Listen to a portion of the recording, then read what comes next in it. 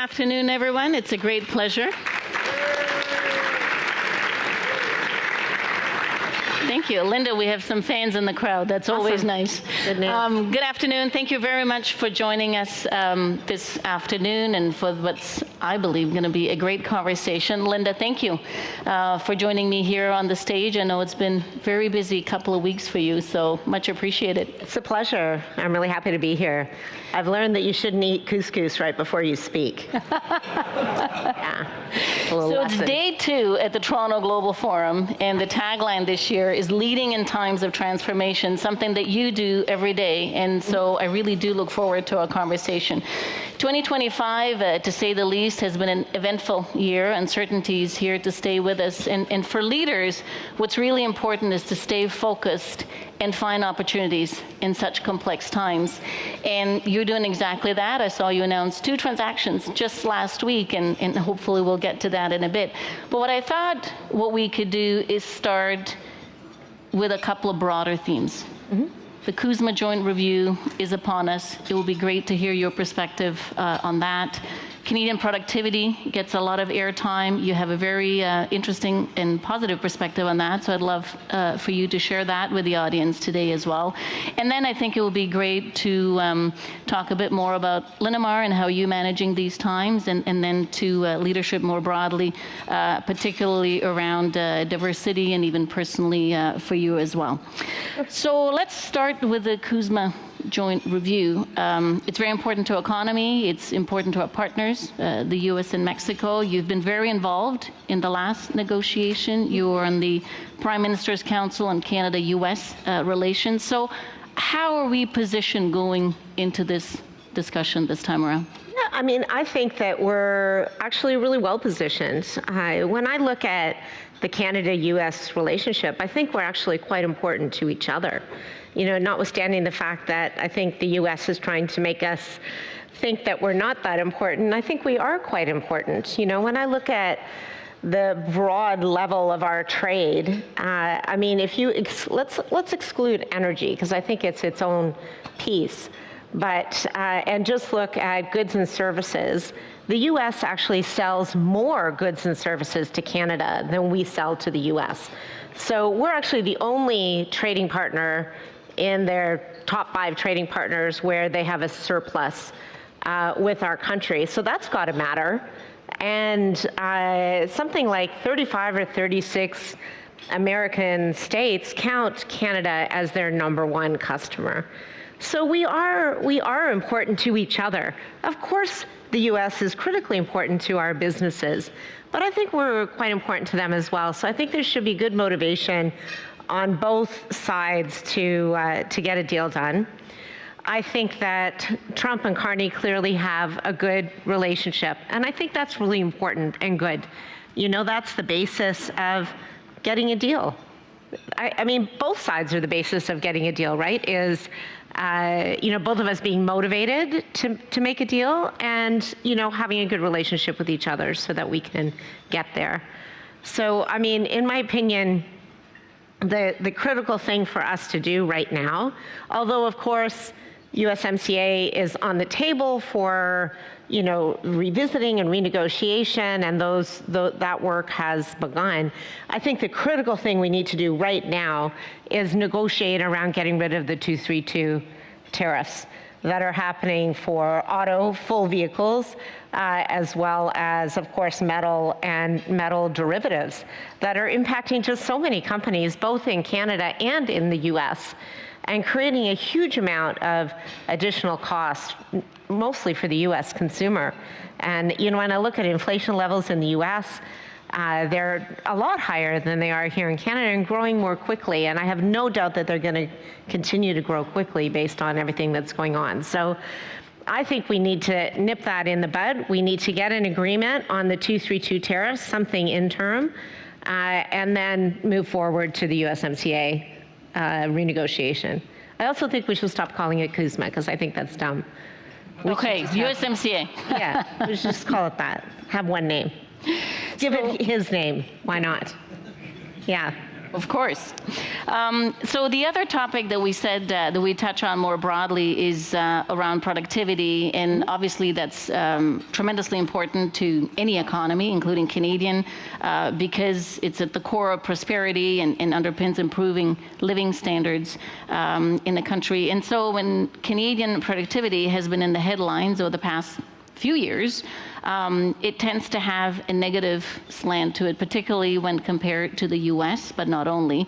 I heard you share a different perspective on that in a different forum, and I thought it would be great for you to share that with the audience today. Yeah, thanks, Sonja. I do think there's a lot of elements of productivity that are not well understood.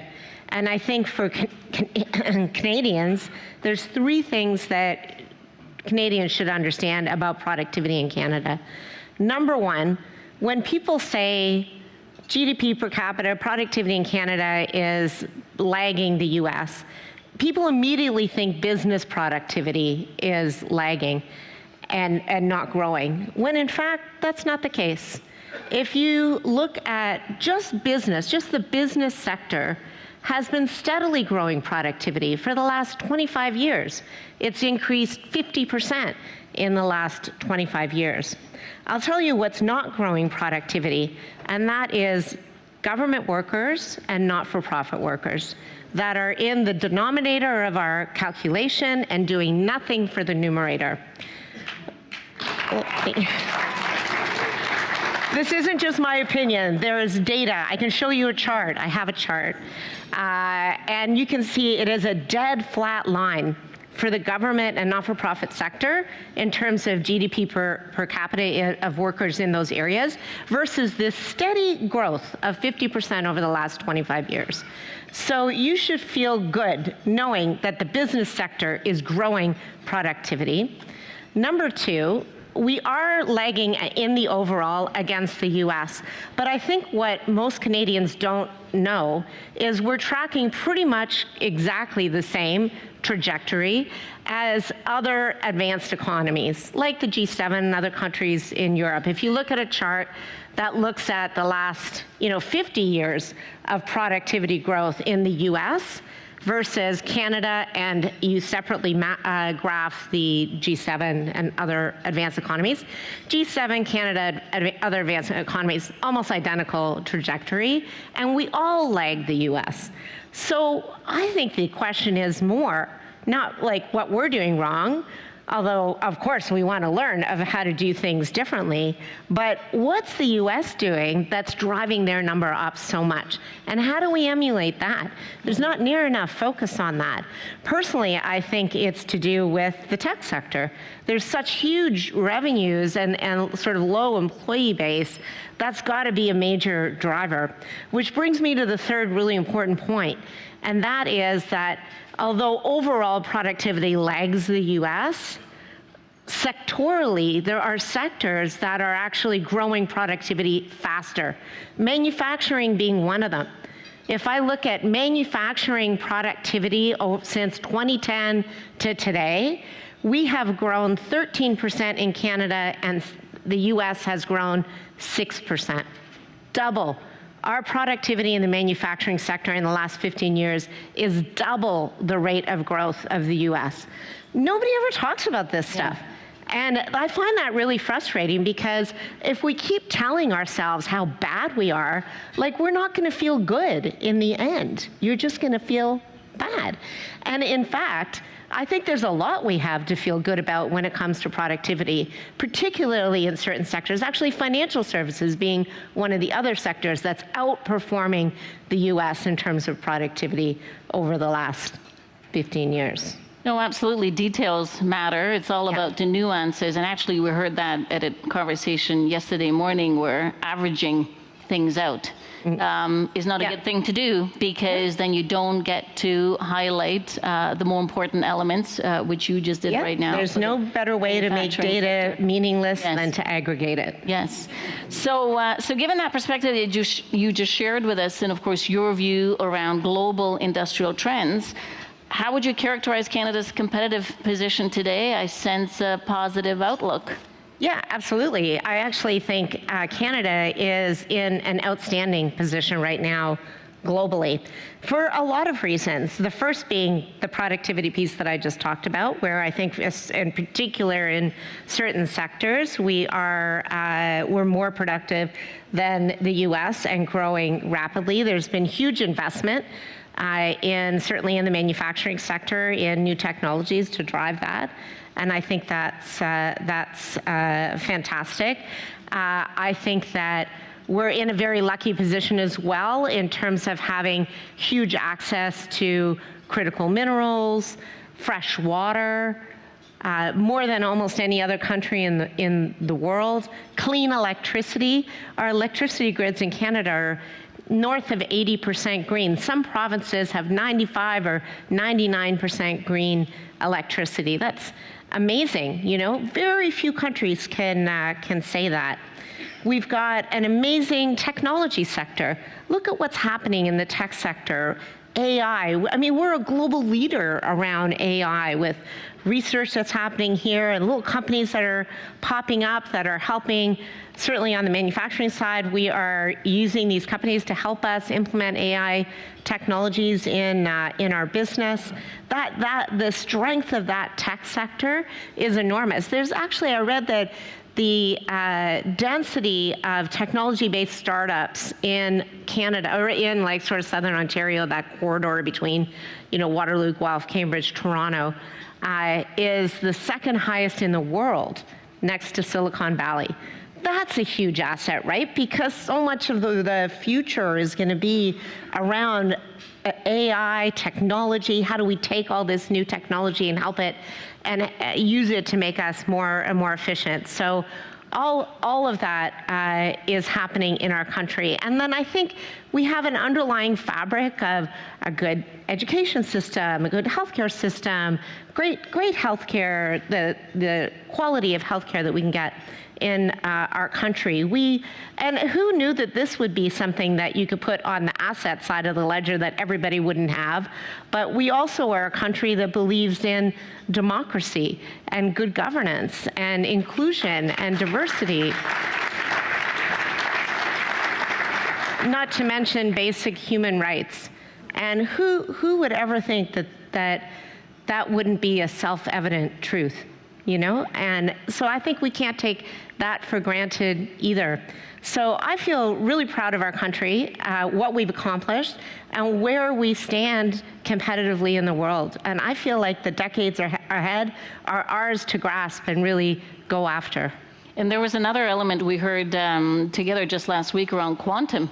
I was actually surprised to hear how much quantum talent we have in the country as well. And that's something that's coming very quickly, and we're all going to need to protect us at the cyber level. That was fascinating. Yes. We were at a conference last week, and the panel on quantum was really fascinating. And again, we are in such a global leadership position on that makes us really lucky, because we have this technology and this knowledge on our doorstep, and we can use it to accelerate the investments in productivity and new products and new processes that we can take on a global basis. Well, thank you for sharing your broader perspective, particularly around productivity and the specific elements that you highlighted, because I agree with you, they don't get always the attention that they should. So I'd like to now pivot a bit more towards Linamar and your strategy and resilient performance. So the company was founded in 1966 by your father,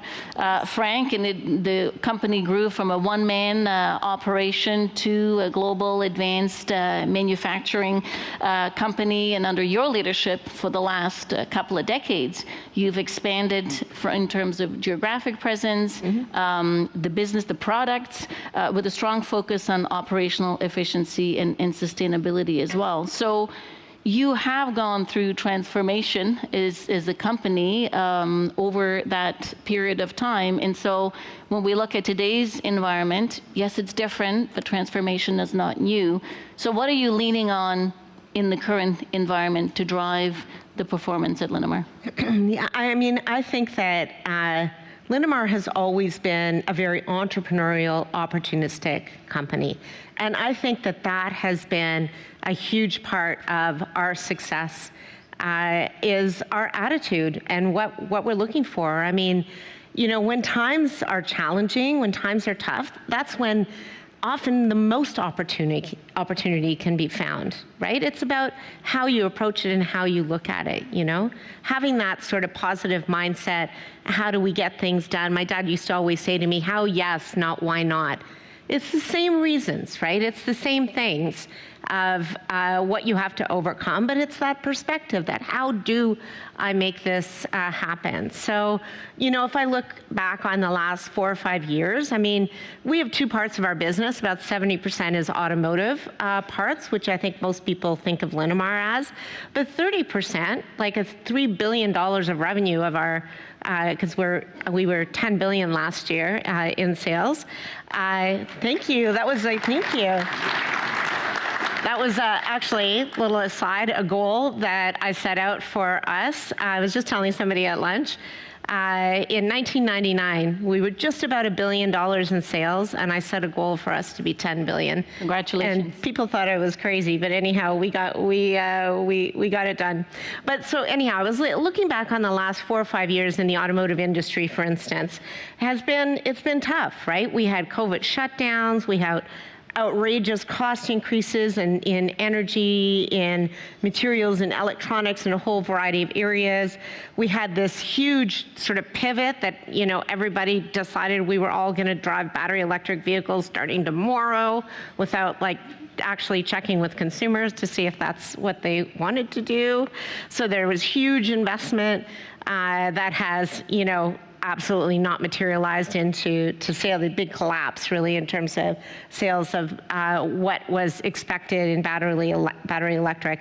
So it's been a tough few years, right? And if I look at volumes in the industry, in North America, we're running about 10 to 15% below pre-COVID levels of production in North America. In Europe, way worse. In Europe, 20 to 25% less production in Europe than what we were building before COVID. In fact, this year and next year, we'll build pretty much the same number of vehicles in Europe as, like the industry broadly, as they did in 2009. At the depth of the Great Recession. Mm-hmm. So things are very tough in Europe. So, you can feel bad about that, but we turned it into how do we find opportunity here? So there's a lot of distress in the supply base out there. That means there's opportunities for takeover business, of us taking a job away from a company that's not going to make it. There's also acquisition opportunities. So in fact, we've made a couple of acquisitions in this space. The second one we just announced last week of a supplier that is really struggling. And with careful negotiation with customers and those businesses, we were able to acquire them and turn them into profitable entities, accretive acquisitions. The two of them have added $1.5 billion in sales. They are making margins in the level that we would expect pretty much day one and cost us $500 million. So, there's opportunities out there. You just need to look for them. And in our industrial business, it's been about pivoting to international markets. In our agricultural business, global markets are 4 times the level of markets in North America. And we have really strong market share in North America. If we can get that same market share globally, we could literally quadruple that business. So, look for those opportunities. Long ago, we used to do work in the defense space. We were talking about this before lunch. We're pivoting back into the defense space because it's an area we have experience at from the past, and there's so much focus on, defense in almost every country. So huge opportunity to grow that new area of business as well. So to me, you need to be opportunistic, you need to be entrepreneurial, and find the fish in the cloudy water. There's a Chinese proverb, clear water has no fish. right? So when it's cloudy, that's when there's some opportunities out there. You need to find them. And I know you have your strategic plan. I think it's called Linamar. Is 2100? 2100. That's how you It's a call it. 100-year plan. Yeah, exactly. And so there you're going beyond, right? Mobility, food, infrastructure, medical tech, power, energy, Yes. water. You're Exactly. expanding that opportunity set for you. So and for the company, which is fantastic. So I'd like to go next into leadership, in particular the subject that I know that's been close to your heart, diversity. And so throughout your career, you've championed for more women to join manufacturing, also for the advancement of women into leadership roles more broadly. And you kicked off a national program, Girls STEM Engagement, See It, Be It, STEM It. And you've had other engagements as well with the Catalyst Board. I believe you've been on the board for over 2 decades. And then you were also on the Canada-US Council for Advancement of Women Entrepreneurs back in 2017. Why is diversity important to you and to Linamar? Yeah, I mean, I think it's pretty simple because diversity is really just about talent. You know, for us at Linamar, we've long had an organization that was quite diverse. You know, certainly from an ethnicity perspective, let's say. And we've loved having this great access to talent across such a diverse group of people. And to me, ultimately, diversity is important for 2 reasons. Number one, increasing your talent pool, increasing your access to as much talent as possible. I was at a breakfast, you were at the breakfast last week where I said, if you're going fishing and you want to catch as many fish and as big fish and great fish as possible, why would you only fish for bluefish? Like, why wouldn't you fish for every kind of fish, bluefish, redfish, whatever, all the fish? Like, it doesn't make sense. You want the full talent pool. So to me, that's the number one reason that we should be, focusing on diversity. But number 2, I also think, and it's not just me thinking it, there's statistics that prove that diverse teams make better decisions. When you have people from different backgrounds, different ethnicities, different genders, you are gonna have different perspectives. And for sure that helps you make a better decision because you're really understanding a problem from a variety of perspectives. And I think that is really valuable as well. So like, this isn't something that, you do because, it's like the right thing to do. Of course it's the right thing to do, but you do it because, we want great talent and we want great decision making and great results. And really talent is what drives results. And I think that diversity helps you maximize your talent. Yeah, it's absolutely, it's a business priority and hence the way we drive many and all aspects of our strategy, that is talent is a key part of the strategy for all our businesses. So as we look to wrap up our conversation this afternoon, I'd like to highlight really the huge impact that you've had on the Canadian business community and beyond. You were inducted in the Canadian Business Hall of Fame in 2016, to the Order of Canada in 2018, and you also won the Outstanding CEO of the Year the same year, to name just a few. And so looking back, what fuels your passion every day, and what advice do you have for today's leaders as we navigate not just the current environment, but transformation more broadly? Yeah. I mean, looking back, I think this was a great question that made me think a little bit. And I would say that what has really fueled me over the years is 3 things. A passion for people, working with people, especially young talent. I love meeting and working with young folks in our business and helping to shape their perspective of how we should run our business and, get their ideas for how we should do that as well. So people, technology, and growth. From a technology perspective, I'm a scientist at heart. I studied, that was my undergrad was in science, so I've always had an aptitude for new ideas and new technologies, and how can we take those ideas and turn them into commercial opportunities. And, I love to learn about new technologies and things that, we could find a way to adopt, whether it be around product, process, material development, connecting with innovative folks out there who are doing interesting things. Like, I get really excited about that, and I love understanding how we can bring that into our business from any of those different angles. And lastly, I definitely love growth. I mean, this was for sure instilled in me by my very entrepreneurial father, to be constantly looking for opportunities to grow, top line and bottom line. Growing the top line doesn't help if you're not growing the bottom line as well.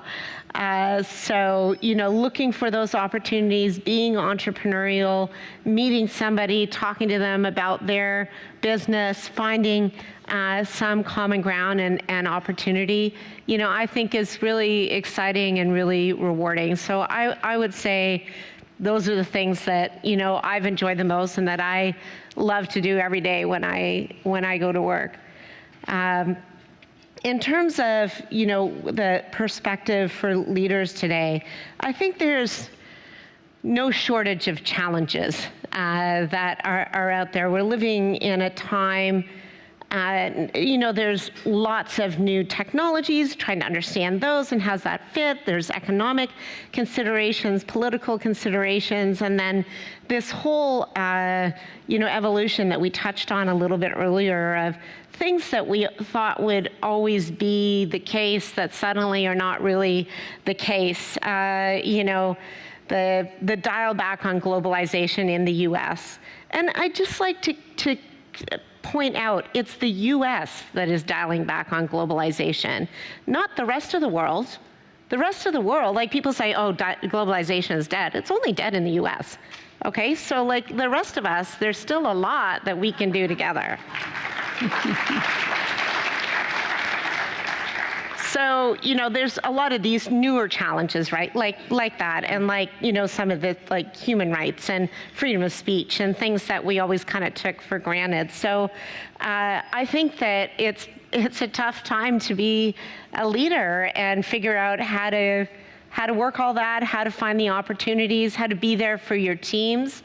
But I think that we as leaders, we need to be brave, and we need to be committed to the things that we believe in and not afraid to say those things out loud. I think we need to develop strategies and cultures that are super flexible, that are nimble, and can pivot to these new areas. I mean, to me, the flexibility of your business should directly correlate to the level of uncertainty. So the more uncertain the future is, the more flexible you should be. That's your strategy, your products, your equipment, your people, your balance sheet. All of it needs to be as flexible as possible. So we need to do that and be ready to pivot to some of these new markets. Stay devoted to technology and innovation, because ultimately that's what makes you compete. Be commercially astute in this, a little bit tougher world economically. And yeah, be courageous, I think it's a moment for us to shape the narrative of what's going to happen and not just respond to it. So the world is changing, but I think there's never been a greater opportunity for us to lead with integrity, with vision, and with courage, and be there for our teams, that they can look to us for guidance in a time that, is challenging. Well, those are all very, very important points, Linda. Flexibility, resilience, courage. Be ready. Basically, yes. Be ready to pounce and take advantage of the opportunities. And you're able to pounce on those opportunities because of the strength and the resilience that you have built in your company, but also, I'm sure, in your leadership team and across the organization.